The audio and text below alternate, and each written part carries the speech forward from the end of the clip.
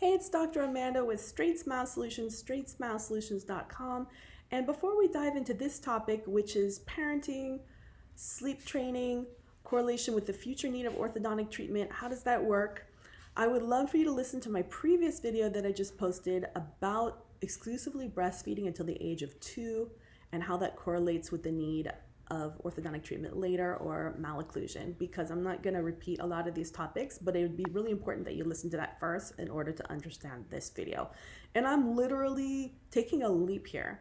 I'm just opening up a dialogue, something that I've noticed anecdotally, not only in my own patients, but since I started treating younger patients, really getting involved in airway, early breathing, sleep disorder breathing. I've been educating a lot of my doctors on the need for this, and also using sleep screening questionnaires, SDB swimming screening questionnaires in younger kids, and even screening kids for the need of habit correction and SDB as young as age 2. So I wanted to bring up something that I noticed, and I'm noticing this in friends and family, that sleep training is something, it's not new. I mean, plenty of parents have been doing sleep training since Sears published his first book, 40, 50, or even more years ago. It's an issue. If you have a kid, up to age 2, sleep training, do you Ferberize them? Do you do attachment parenting? Do you co-sleep? Do you let them do the cry it out method? Hey, I've been there. It is a struggle, and that's a personal decision you're going to make. But I really believe that, and I hope a lot of pediatricians and OBs and everyone, and not just dentists. My videos, for the most part, are made for dentists, but dentistry really stretches into many different domains. Dentistry is related to pediatrics. Dentistry is related to OB. It's related to so many medical, ENT, that everybody needs to understand the correlation. So I'm, again, just like I did in my previous video, I'm going to propose for someone who's out there who may be looking for a PhD thesis or a master's thesis for or anything, someone who loves to do research and is in the fields of dentistry, orthodontics, pediatrics, ENT, OB. I'm going to propose this research project because I see a correlation, and I think it's absolutely critical that parents and prospective parents are educated on this topic. So I see a correlation between sleep training and the cry it out method. Like aggressive sleep training, not the whole gentle, nice sleep training type of thing. There's a million different ways to do it. The whole cry it out too bad method. I see a correlation between self-soothing and the future need for more significant, more invasive orthodontic treatment in patients as they get older. And again, this is just me, myself, questions I've asked. And I have a really good bird's eye view because I work with a lot of different doctors, right? Sometimes hundreds, dozens, and each of them has many different patients. So I have a lot of conversations, and I'm in a lot of moms groups, and I'm in a lot of moms dentist groups. But I'm also involved in a lot of moms groups in the communities.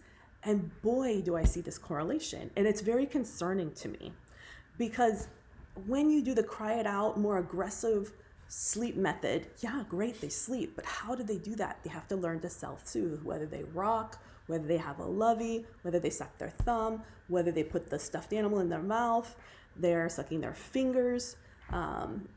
A lot of times these are oral related, and it's very hard to control how your child learns to self-soothe.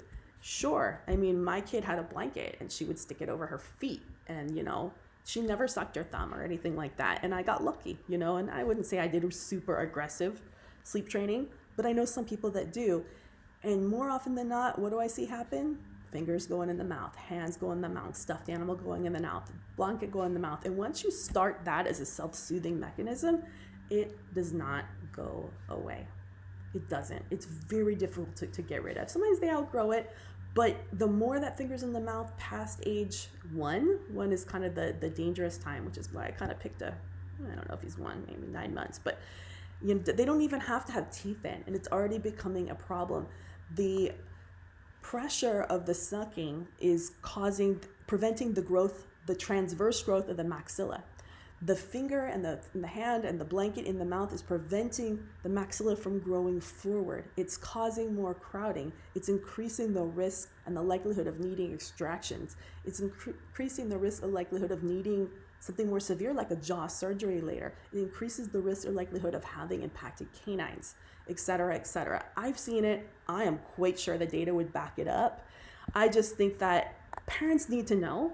And I feel like pediatricians and even OBs do not educate their patients at all about this topic. Oh, it's you, it's your personal choice.